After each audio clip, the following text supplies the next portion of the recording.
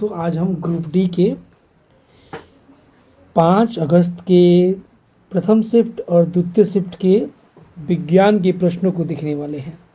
आइए देखते हैं पहले प्रश्न की तरफ। पहला प्रश्न जो दिया हुआ है, कौन सा एक कोशिकीय जीव शरीर की सतह से भोजन ग्रहण करता है? तो इस प्रश्न का सही उत्तर है ऑप्शन ए, अमीबा। अमीबा जो अपना भोजन ग्रहण करता है वो शरीर के सतह से ग्रहण करता है और इसको बोलते हैं कूटपाद बोलते हैं, इसके द्वारा वो ग्रहण करता है। अगला जो प्रश्न दिया हुआ है, CuO यानी कॉपर ऑक्साइड और HCl यानी हाइड्रोक्लोरिक अम्ल अभिक्रिया के बाद विलयन का रंग क्या होगा? तो इस प्रश्न का सही उत्तर है ऑप्शन बी, हरा और नीला। अगला जो प्रश्न दिया हुआ है, गन्ने के रस का किण्वन फर्मेंटेशन करने पर क्या बनता है? तो ये बनता है एथेनॉल बनता है, यानी एथेनॉल से ही अल्कोहल बनता है या सिरका एसिटिक अम्ल बनता है। अगला जो प्रश्न दिया हुआ है, आकाश गंगा का रंग नीला होने का क्या कारण है? तो इस प्रश्न का सही उत्तर है ऑप्शन सी, प्रकाश का प्रकीर्णन। प्रकाश के प्रकीर्णन की वजह से आकाश का जो रंग होता है वो नीला होता है। अगला जो प्रश्न दिया हुआ है, एक विद्युतीय पंखा 80 वाट का है और 30 सेकंड में इसे कितनी ऊर्जा की आवश्यकता होगी? तो इसके लिए हम जानते हैं E = हम लिख करते हैं P × टाइम कर लेते हैं। तो P दिया हुआ है, शक्ति जो दिया हुआ है आपको 80 वाट का है और समय दिया है 30, तो गुना करने के बाद आपका आएगा 2400 जूल। यानी इस तरह से इस प्रश्न का सही उत्तर ऑप्शन बी हो जाएगा। अगला जो प्रश्न दिया हुआ है, प्रोटॉन और इलेक्ट्रॉन के आधार पर कौन से दो तत्व अलग होते हैं? तो इस प्रश्न का सही उत्तर है ऑप्शन ए, परमाणु संख्या। प्रोटॉन और इलेक्ट्रॉन के आधार पर परमाणु संख्या जो होती है वो भिन्न होती है। अगला जो प्रश्न है, HCl हाइड्रोक्लोरिक अम्ल और CH3COOH में क्या मुख्य अंतर है? तो इस प्रश्न का सही उत्तर दिया है ऑप्शन ए, HCl एक प्रबल अम्ल है जबकि CH3COOH एक दुर्बल अम्ल है। अगला जो प्रश्न है, निम्नलिखित में से कौन सी तंत्रिका तंत्र नर्वस सिस्टम से संबंधित नहीं है? तो इस प्रश्न का सही उत्तर है ऑप्शन सी, नेफ्रॉन।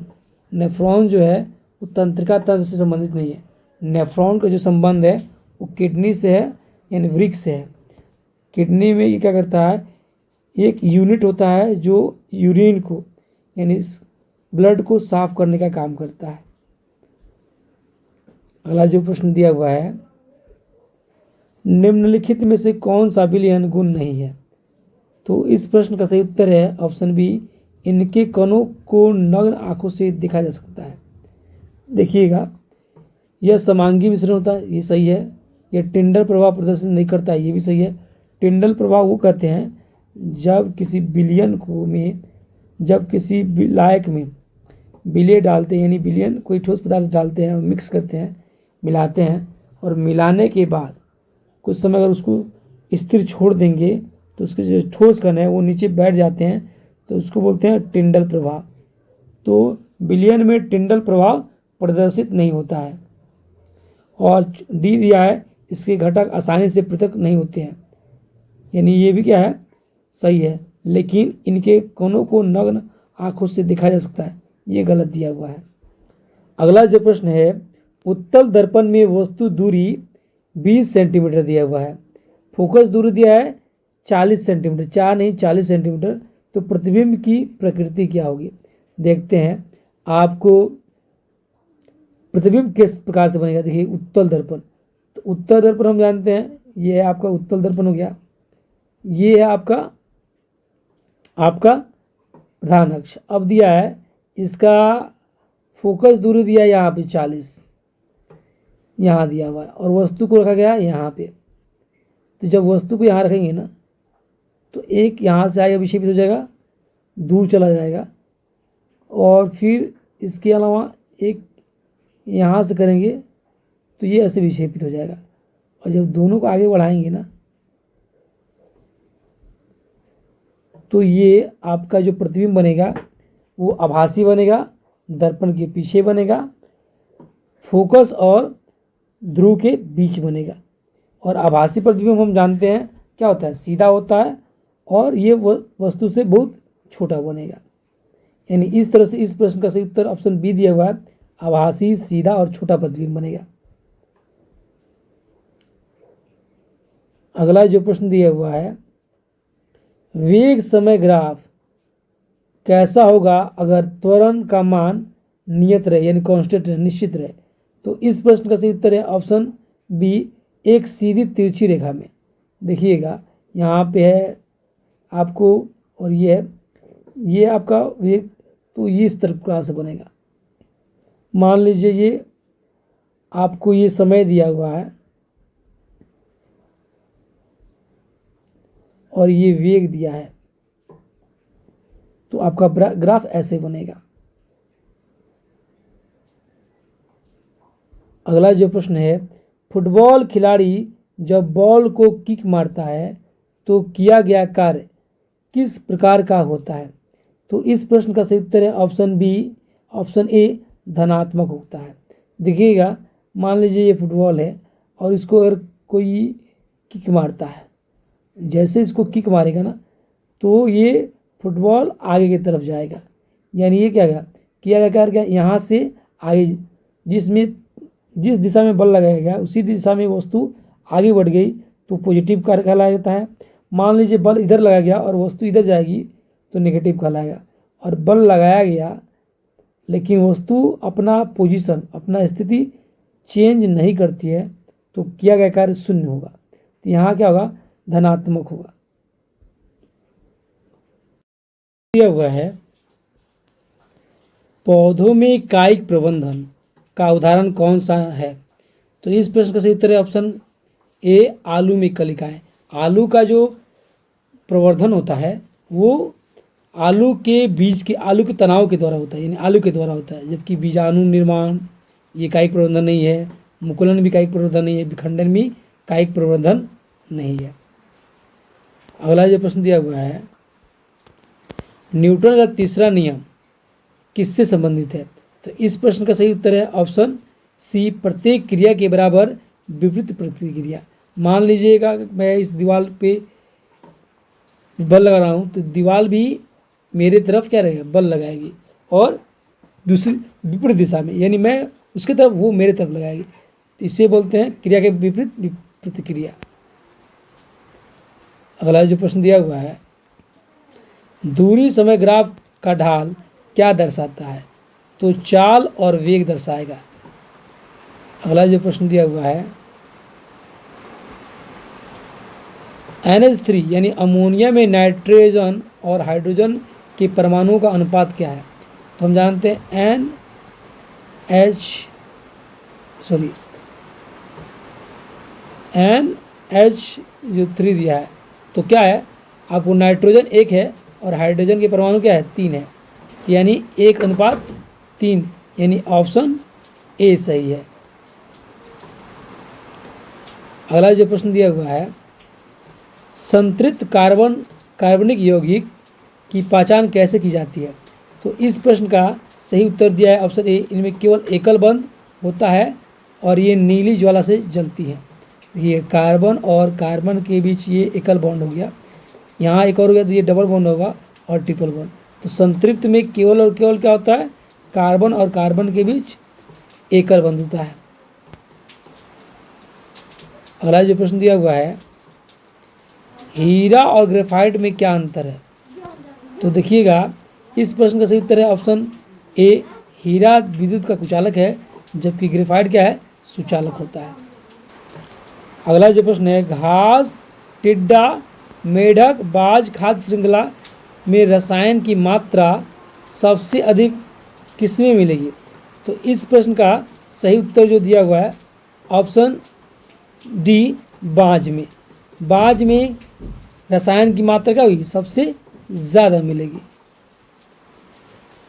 अगला जो प्रश्न दिया हुआ है, निलंबन यानी सस्पेंशन और विलयन सॉल्यूशन में मुख्य अंतर क्या है?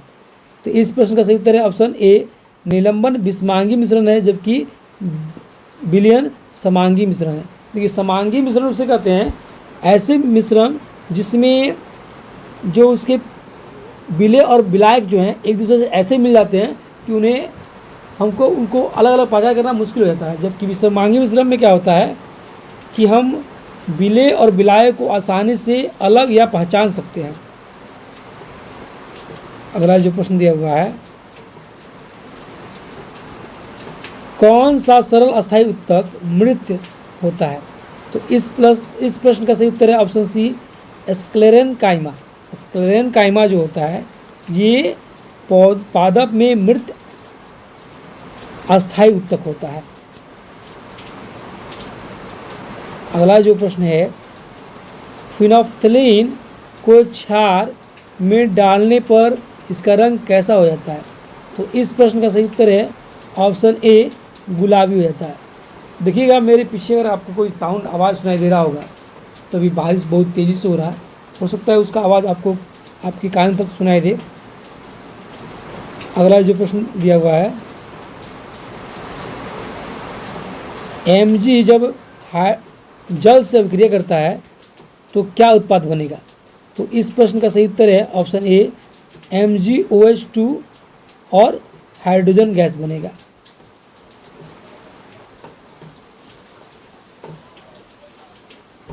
अगला जो प्रश्न दिया हुआ है, सूर्यास्त और सूर्योदय के समय सूरज का रंग लाल क्यों दिखाई देता है? तो इस प्रश्न का सही उत्तर है ऑप्शन बी, कम रंग दैर्ध्य वाले रंगों के प्रकीर्णन के कारण लाल रंग हमारी आंखों तक पहुंचता है। यानी क्या होता है, जो लाल रंग का तरंग दैर्ध्य जो होता है वो बहुत कम होता है और कम होने की वजह से वो हमारे आंखों तक पहुंचता है, इसलिए सूर्यास्त और सूर्योदय के समय क्या होता है, सूरज का रंग लाल दिखाई देता है। अगला जो प्रश्न दिया हुआ है, 20 मशीन ए 200 जूल ऊर्जा की खपत 10 सेकंड में करता है और मशीन बी 400 जूल ऊर्जा की खपत 20 सेकंड में करता है, तो किसकी शक्ति अधिक है?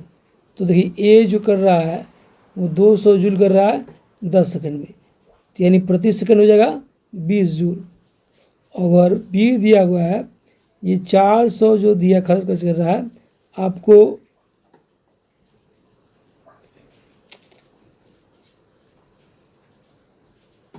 ये 400 कर रहा है 20 सेकंड, ये 20 सेकंड में, और ये काटिएगा तो ये भी 20 जूल प्रति सेकंड कर रहा है, यानी दोनों क्या है, बराबर है। यानी ऑप्शन बी सही होगा, दोनों की शक्ति बराबर है। अगला जो प्रश्न दिया हुआ है,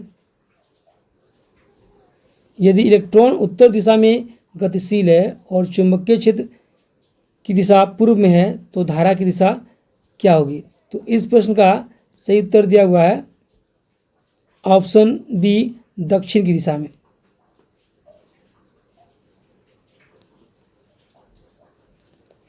क्या होता है कि इलेक्ट्रॉन की गति जो है विपरीत दिशा में विद्युत धारा प्रवाहित मान ली जाती है। जिधर विद्युत धारा प्रवाहित होती है, मान लीजिए विद्युत धारा इधर प्रवाहित हो रही है तो इलेक्ट्रॉन की दिशा विपरीत होती है। प्रश्न दिया हुआ है, यदि u बराबर 10 मीटर पर सेकंड है, v बराबर दिया है 30 मीटर पर सेकंड, टाइम दिया है 5 सेकंड, तो त्वरण का मान क्या होगा? हम जानते हैं a बराबर होता है v माइनस यू बटा t।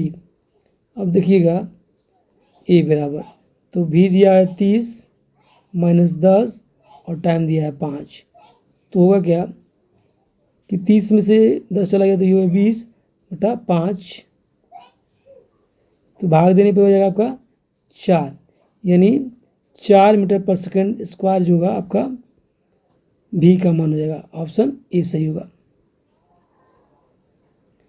अगला जो प्रश्न दिया हुआ है, एक वस्तु को अनंत से अवतल दर्पण के पास ले जाने के क्रम में प्रतिबिंब के आकार पर क्या प्रभाव पड़ेगा?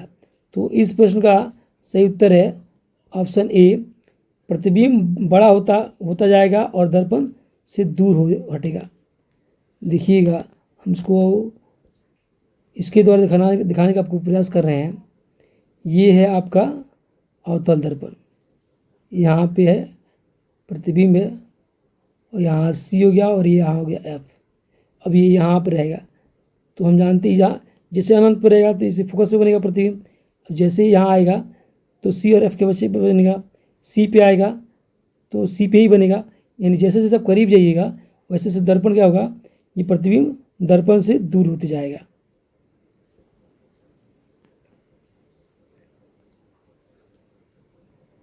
अगला जो प्रश्न है, अग्र मस्तिष्क के मुख्य कार्य से संबंधित विकल्प चुनें। तो इस प्रश्न का सही उत्तर है ऑप्शन ए, सोचना, विचारना और निर्णय लेना। ये अग्र मस्तिष्क यानी फोर ब्रेन का काम होता है। अगला जो प्रश्न दिया हुआ है, श्वेत प्रकाश जब वायुमंडल से होकर प्रिज्म में प्रवेश करता है तो क्या प्रभाव पड़ेगा।